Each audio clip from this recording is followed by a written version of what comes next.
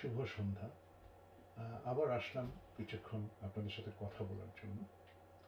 বাংলাদেশের যে আগামী 12 তারিখের যে ইলেকশনটা হচ্ছে, এই ইলেকশনটাতে এই রেফারেন্ডামের ব্যাপারে কিন্তু তেমনভাবে কেউই কোনো কথা বলছে না।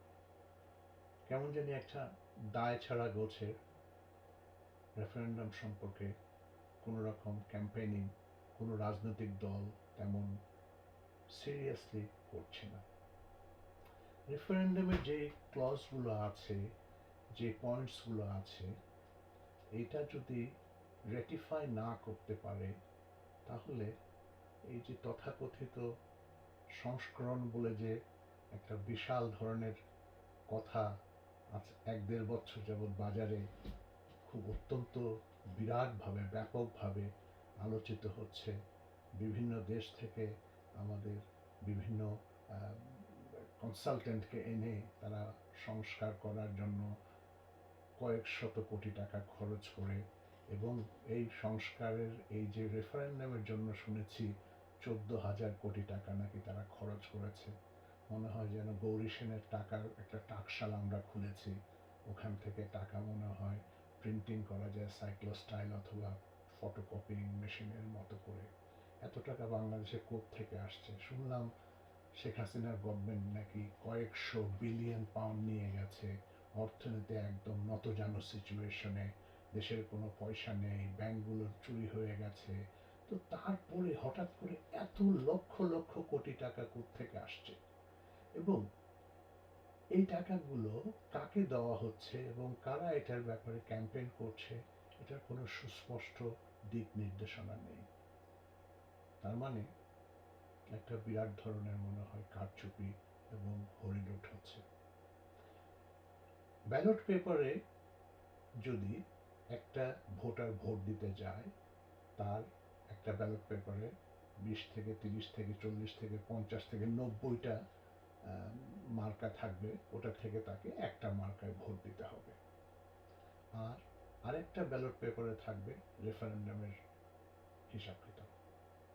তো একটা গ্রামের কৃষক এই হা এবং না যদি হাতেই দিয়ে দিল বা নাতেই দিয়ে দিল, তার পক্ষে এই সবগুলো এই যে 84টা পয়েন্ট বুথের মধ্যে বসে পড়া সম্ভব না। এবং আমার যা নলেজ তাতে মনে হয় 60% মানুষ, গ্রামের যারা মানুষ, বৃদ্ধরা, বয়স্করা বা মহিলারা এই পড়তে পারবে, কিন্তু পড়ে এর অর্থ মিনিংটা কি সেটা হয়তো তারা উপলব্ধি করতে পারবে না বা বুঝতে পারবে না। তো এখন এটা যদি হয়, ভোটে জিতে গেল হয়তো একটা রাজনৈতিক দল, আর আরেকটা রাজনৈতিক মোর্চা, তারা সেকেন্ড পজিশনে গেল।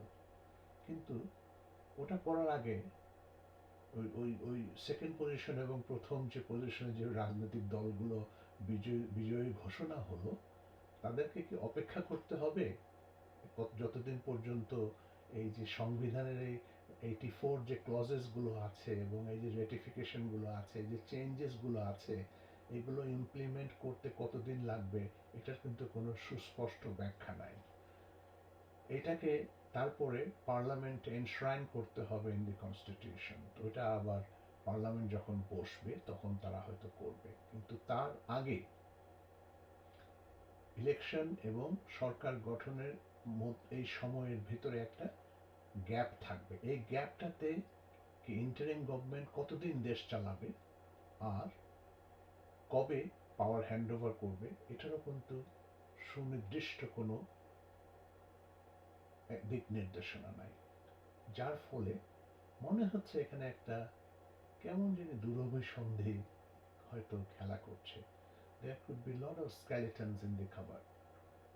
তো যেটা হচ্ছে আমাদেরকে জানতে হবে, বুঝতে হবে, 1 নম্বর হচ্ছে গ্রামের কৃষক, আবাল বৃদ্ধ, এরা যারা আছেন ভোটার, 60+, 70+ যারা ভোটার, তাদের নিরক্ষরতার পরিমাণটাও অনেক বিবেচনা করার ব্যাপার আছে। এবং এই যে টেকনিক্যাল টার্মসগুলো যেগুলো রেফারেন্ডামের ব্যালট বক্সে ব্যালটে যেটা থাকবে, এগুলো কি সবাই বুঝবে? এবং এটার ব্যাপারে কি গ্রামে সবার জন্য কোনো আলাপ আলোচনা হয়েছে? বায়োস্কোপ বা টেলিভিশন বা রেডিও বা সিনেমার মাধ্যমে এটাকে ব্যাপকভাবে পরিচিত করা হয়েছে? মনে হয় না। আমি আমার গ্রামের কয়েকজনের সাথে কথা বললাম, তারা তো তেমন কোনো সদুত্তর দিতে পারলো না। এটা যদি একটা দুইটা গ্রামের স্ন্যাপশট হয়, তাহলে নিশ্চয়ই অ্যাক্রস দ্য কান্ট্রি এই পুরো ল্যান্ডস্কেপে এটা একটা সমস্যার ব্যাপার হয়ে দাঁড়াতে পারে। তো কেমন জানি মনে হচ্ছে ডাল মে কুছ কালা হয়, এবং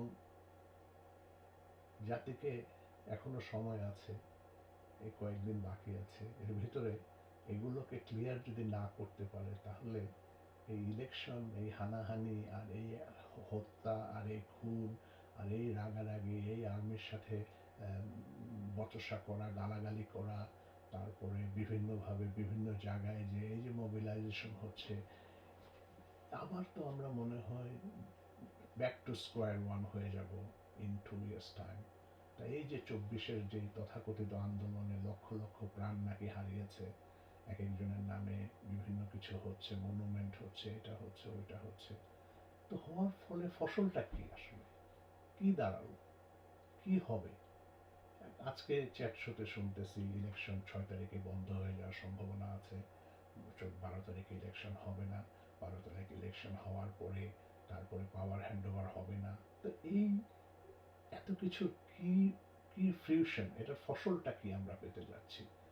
আমি মনে করি আমাদের এই প্রশ্নগুলো করা দরকার, এবং এটা সঠিক একটা উত্তর দেওয়া দরকার, এবং তার সাথে ওপেনলি একটা ডিসকাশন হওয়া দরকার।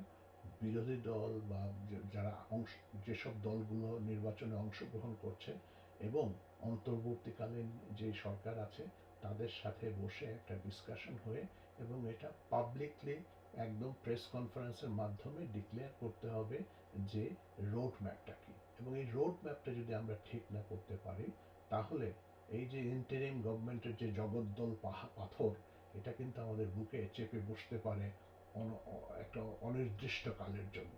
একবার ভেবে দেখুন, যদি তাই হয়, তাহলে অর্থনীতি কোথায় যাবে? কোনো ডিসিশন নেওয়া যাবে না, কোনো কোনো রকম ন্যাশনাল কোনো পার্সপেক্টিভ আমরা নিতে পারবো না, আমরা কোনো 5 years প্ল্যান করতে পারবো না, উন্নয়নের কোনো প্ল্যান করতে পারবো না। অতএব একটা লিম্বো সিচুয়েশনে পড়বে জাতি। এবং আমি মনে করি very important for all of us to know and for all of us to decide as to where we want to take the country to. Otherwise, এই সমস্যার সমাধান হবে না, আবারও রক্তপাত হবে, আবারও লোকজন রাস্তায় নামবে, আবারও সেম আন্দোলন হবে, আবারও বিল্ডিং, মনুমেন্ট, ম্যাপ, ঘর বাড়ি, রাস্তাঘাট ভেঙে ফেলা হবে, আবার রাস্তায় ট্যাঙ্ক নামবে, আবার গোলাগুলি হবে, এবং জাতির জন্য এটা কোনো রকমই সুফল বয়ে আনবে না। অতএব আমি মনে করি এই ব্যাপারটাকে সূক্ষ্মভাবে চিন্তা করার প্রয়োজন, এবং এটার একটা সুরাহা প্রয়োজন। ধন্যবাদ, আবার কথা হবে।